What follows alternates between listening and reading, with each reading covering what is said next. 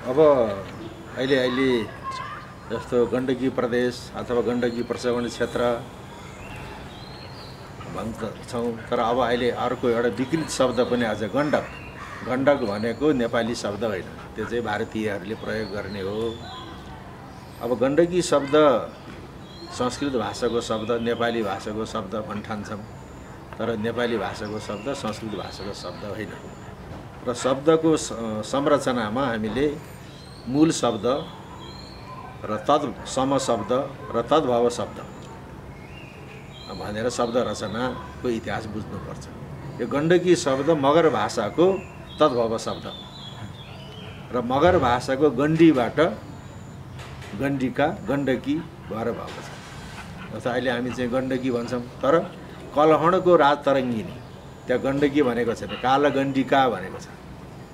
कालगण्डिका त्योभन्दा अगाडि जस्तो गण्डी गुल्म र गण्डी गुल्म विषय भन्ने ठाउँहरू पाइएको छ। पहिले गण्डी गुल्म, गुल्म भनेको एउटा चौकी, विषय भनेको जिल्ला, गण्डी गुल्म विषय भनेको छ। अब यो गण्डी गुल्म भनेको कहाँ हो त भन्दाखेरि अहिलेको चाहिँ गुल्मी जिल्ला, गुल्मी प्रदेश भनेर भनेको छ। त्यहाँसम्म गण्डी भनेर चाहिँ आयो। गण्डी, गण्डिका अनि गण्डकी भनेको। अब गण्डी भनेको के त? गण्डी भनेको भने संस्कृत भाषाको चाहिँ शब्द भयो। र अब मगर भाषामा हरियो सागलाई कतै गन कतै गान, डी अथवा डी भनेको त पानी हो। जस्तो गण्डकी प्रदेशका जति पनि नदीहरू छन् त्यसको पछाडि कि दी कि डी प्रत्यय लागेर चाहिँ बनेको छ। जस्तो मादी मर्स्याङदी, जस्तो बुढी, बुढीलाई त बुढी भन्थ्यो, ढ भन्थ्यो, कुकुर पुछ्री ढ, तर त्यो डी हो, बुढी, बुढीलाई चाहिँ बुढी बनाइदियो।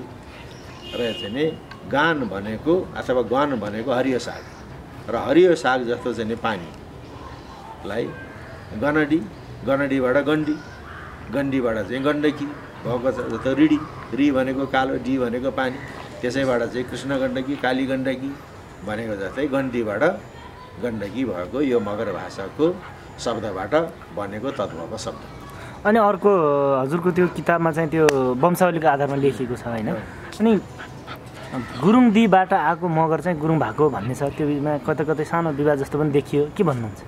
त्यो विवाद होइन, गुरुङको वंशावलीमा के लेखेको छ भन्दाखेरि गरौँ भनेको छ। आज गरौँको गुरुङदी, गरौँको गुरुङदीबाट मगर र गुरुङ छुट्टिएको भनेर चाहिँ लेखेको छ।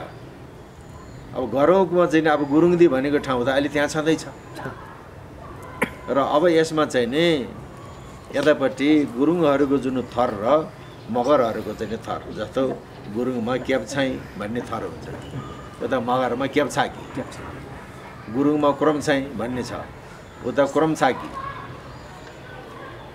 तर अब गर्दा गर्दै गुरुङमा पनि चाहिँ नि के अरे मगरमा गुरुङ छाने राणा, गुरुङ छाने आले, गुरुङ छाने थापा भन्ने छ। गुरुङ शब्द त्यहाँ आयो नि त। र अहिले जुन गुरुङ शब्द हो, गुरुङ भाषामा मिसाएर बोल्यो भने मिल्दैन। जस्तो अहिले हामी चाहिँ मकै खान्छौँ, चामलको खट्टे इत्यादि खान्छौँ, त्यसमा ढुङ्गा मिसियो भने गुरुङ गुरुङती चपाउन त मिल्दैन। त्यस्तै अहिलेको चाहिँ नि जसलाई गुरुङ भाषा अथवा तमु भाषा भनेको छ, त्यो तमु भाषामा गुरुङ भन्ने जुन शब्द, त्यो लवज त्यहाँ राख्यो भने त्यो मिल्दैन। त्यस कारणले यो गुरुङ शब्द नै मगर भाषाको शब्द। जस्तो अब त्यहाँ गुरुङ दी भन्ने छ, दी भनेको त पानी। अब त्यो गुरुङको अर्थ के हो त्यो पत्ता लगाउन सकेको चाहिँ छैन। त्यही कारण मैले चाहिँ के भने त्यो गुरुङ छाने भनेपछि छानाको कुरो त त्यहाँ आयो नि त। भने त्यो छानाबाट चाहिँ चुहिएको जस्तो चाहिँ अब एक पाखे दुई पाखे अब कस्तो किसिमको पाखाको चाहिँ घर थियो, त्यो गुरुङ छाने भनेपछि त अब त्यो चाहिँ छानाबाट चाहिँ झरेको चाहिँ पानी जस्तो त्यस्तो चाहिँ अर्थ चाहिँ हुन्छ। फेरि अर्को यस्तो हुँदैन, जस्तो छाना भनेकोमा भयो हुने, गुरुङ छाना छान्ने भनेको गुरुङ भएको मगर भन्ने गुरुङ छाने भने छान्ने भनेको चाहिँ हुन्छ भन्ने हुन्छ। अब त्यो के हो, मैले चाहिँ नि त्यसलाई घरको छाना हो कि जस्तो पाखा पानी, म्याग्दीमा पाखा पानी भनेको जस्तै अब त्यो गुरुङ छाने दीको कुरा आयो फेरि त्यहाँ दी भनेपछि त्यसै पानीसँग चाहिँ सम्बन्धित छ र गरौँको गुरुङती भनेको चाहिँ गुरुङती भनेको गुरुङदीबाट चाहिँ नि गुरुङ र मगर छुट्टिएको भनेर गुरुङ भाषा के अरे गुरुङ वंशावलीमा लेखेको पनि चाहिँ छ र अब अहिले मैले अघि नै भने नि अब गुरुङ छाने राणा गुरुङ छाने आले गुरुङ छाने थापा त्यहाँ छ यता क्रमछाकी उता क्रमछै यता क्याम्छाकी उता क्याम्छै भन्ने चाहिँ नि छ र अब यसमा कुनै गुरुङ गोर्खातिर जाने हो भनेदेखि त त्यहाँ दर्लामी गुरुङ भन्ने पनि छ त्यो खुलाल गुरुङ भन्ने पनि छ यता गुरुङ भाषामा धारा भनेर भन्दछ भने त्यसलाई दर्लामी भन्थ्यो गोर्खातिर अब यस्तै तनहुँतिर जाने भने पुलामी गुरुङ भन्ने छ पुलामी त मगरको थर हो तर गुरुङ भाषामा प्रुङ भन्ने एउटा थर छ त्यो प्रुङलाई यता पुलामी अनि धारालाई चाहिँ दर्लामी भलालाई खुलाल भनेको यस्तोमा चाहिँ छ अनि अघि ठ्याक्क प्रसङ्ग आएको थियो भित्र ठ्याक्क त्यो स्याङ्जाको केही मगरहरूबाट त्यो गोर्खाको स्थापना भयो भन्ने छ अनि त्यो लिगलिगको प्रसङ्ग आउँछ त्यहाँ चाहिँ फेरि केही इतिहासमा अहिलेसम्म घले भनेर मात्र लेखिया छ कतै कतै कसैले गुरुङ भन्छन् कसैले मगर भन्छन् हजुरको ज्ञानमा चाहिँ अथवा हजुरले अध्ययन अनुसन्धानमा के भेटाउनु भएको अब घले भनेको चाहिँ नि त्यो गुरुङ मात्रै पनि होइन मगर पनि मात्रै पनि होइन तामाङ मात्रै पनि होइन गण्डकी प्रदेशका शासकहरू घले त्यो गुरुङको पनि शासक हो मगरको पनि शासक हो तामाङको पनि शासक हो अहिले त्रिशुलीमा चाहिँ नुवाकोटतिर जाने हो भने त्यहाँ घले तामाङहरू जस्तो अब डिबी घले के अरे डिबी लामा उसको बाउ चाहिँ ललितमान घले उसको भाइ शेरबहादुर घले भने अहिले जीवितै छ अब नुवाकोट चाहिँ सामरी गाउँमा त्यहाँ घले तामाङहरू चाहिँ छन् तिनले भैँसीको मासु खाँदैन त्यस्तै घले भनेको गण्डकी प्रदेशको शासक र गण्डकी प्रदेशको आदिवासी भनेको त अब गुरुङ मगर र चाहिँ तामाङहरू तिनीहरू हुन् र अब यहाँ शाह वंशावलीमा के लेखेको छ भन्दाखेरि मुलुकको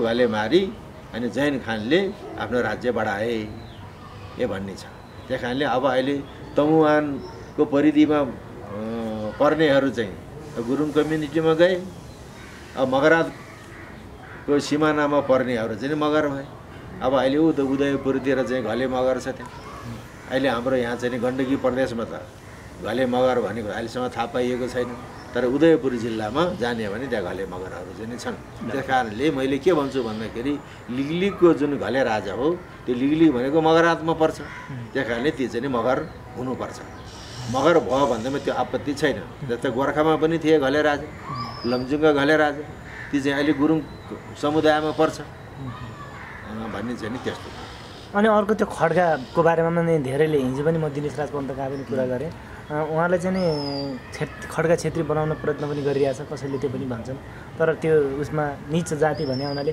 त्यो मगर हुनुपर्छ भने हो तर मैले पछाडि लेखेन भन्नुभयो उहाँले हजुरकोमा चाहिँ के छ नि त्यो अब खड्गा भनेको त खड्गा मगर खड्गाको एउटा चाहिँ थर खड्गा मगर पनि छ नि त तर अहिले चाहिँ नि खड्गा मगरहरू त्यति प्रचलितमा चाहिँ छैन र अब गोर्खाको के छ त भन्दाखेरिमा तल्लो कोटमा पनि घले राजा माथिल्लो कोटमा पनि घले राजा अहिलेको जुन गोर्खा दरबार त्यो माझकोट हो माझकोटमा खड्गा राजा अब त्यसमा चाहिँ नि यो अहिले यो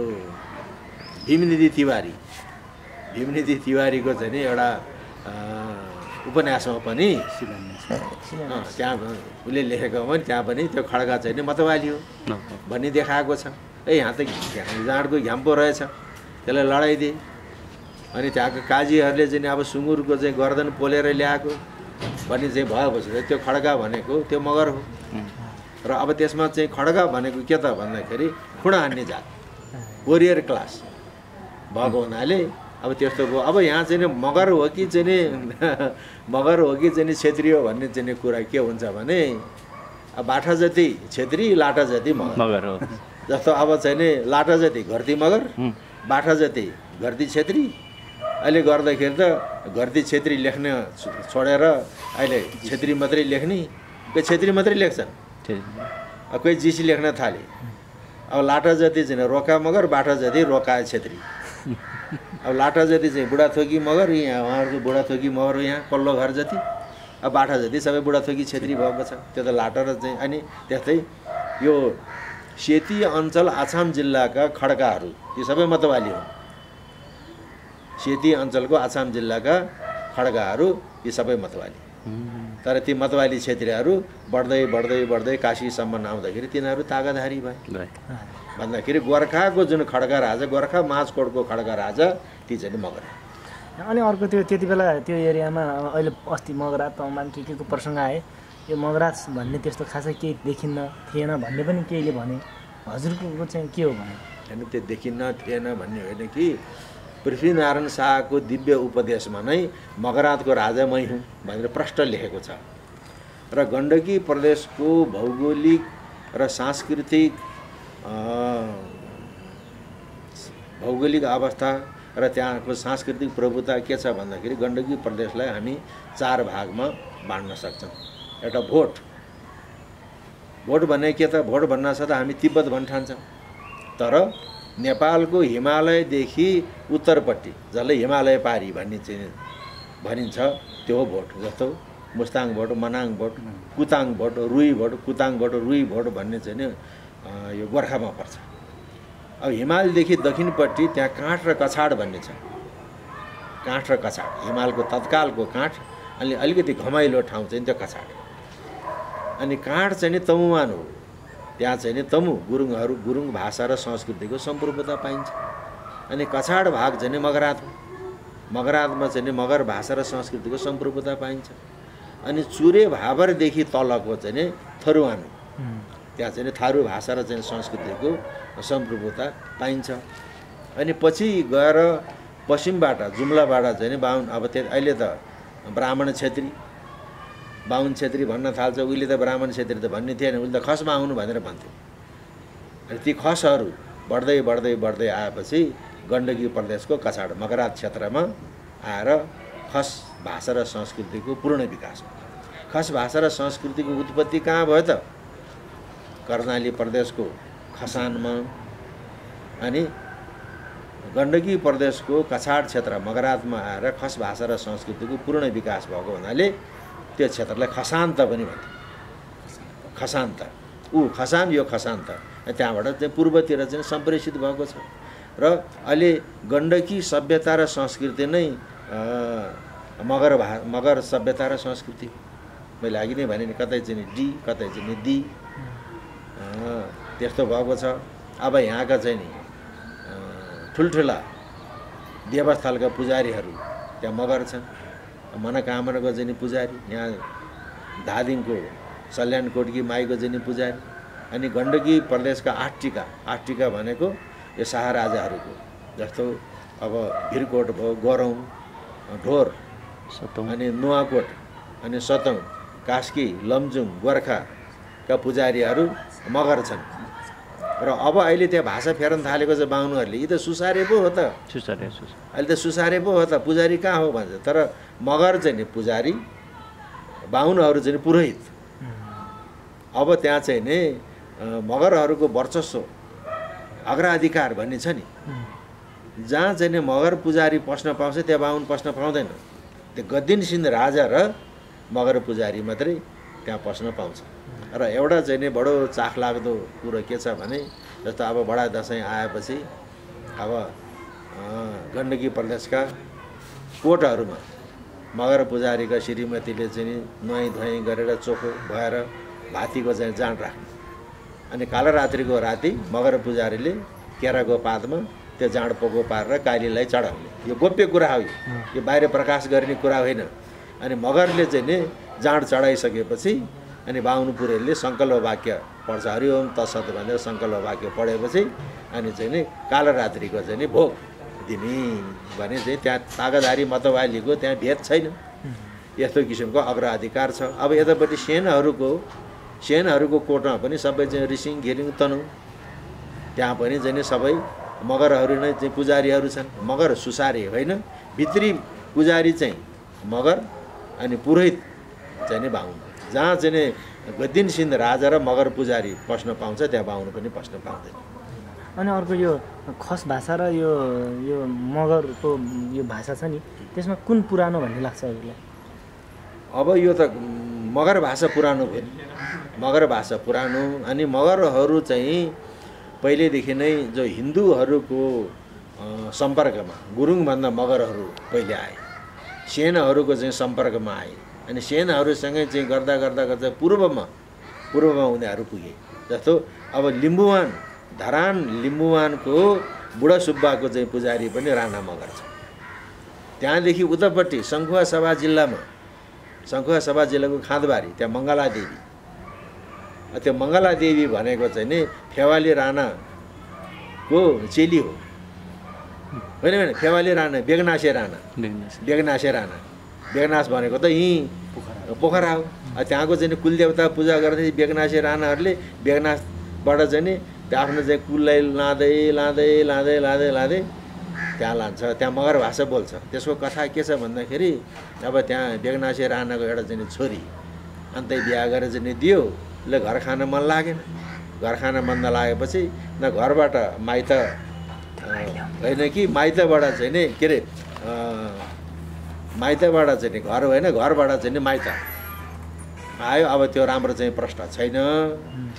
अलि तलपट्टि ती बेगनासे राणाहरूको चाहिँ घर छ, माथि डाँडामा मङ्गलादेवी छ, त्यहाँ जामुनको रुख छ एउटा। अब भोक लागेपछि माथि रुखमा चाहिँ चढेर जामुन टिपेर खान थालेछ। सानो छोरी रहेछ, छोरीले रुखको फेदमा राखेको रहेछ। अनि त्यहाँबाट चाहिँ माथि आमा जामुन टिपेर खान लाग्दाखेरि बाघले छोरीलाई खाइदियो। बाघले छोरीले खाइदिएपछि अनि त्यहाँबाट आमा पनि हाक्कानिएर तल झरेर मऱ्यो। आमा छोरी दुवै मऱ्यो। आमा छोरी दुवै मरेपछि त्यहाँ मङ्गलादेवीको रूपमा जाग्यो। अब अहिले त्यहाँ त्यो चाहिँ यो बेगनासे राणा मगरको चेली। अब त्यहाँ चाहिँ आमालाई भोग चढ्छ, छोरीलाई चाहिँ दुध चढ्छ। आमालाई भोग दिने बेलामा चाहिँ त्यो त्यहाँ दुईवटा ढुङ्गा छ। अब त्यसको चाहिँ नि त्यहाँ चाहिँ टपराले छोरीको ढुङ्गालाई चाहिँ छोपेर राख्छ। यस्तो किसिमको छ। अनि यहाँ प्रताप मल्लको रानी पोखरीको शिलापत्र, अनि प्रताप मल्लको पिता लक्ष्मी नरसिंह मल्लको त्यो मखन महादेवको शिलापत्र, त्यहाँ खस मगर 5 भनेको छ। 5 भनेको 5 जना भनेको होइन, पञ्च भारदार। र मल्लकालमा नै चाहिँ खस र चाहिँ मगरहरू भारदारको रूपमा मल्ल दरबारमा उनीहरूले प्रवेश पाइसकेका छन्। यो पृथ्वीनारायण शाहको समयभन्दा धेरै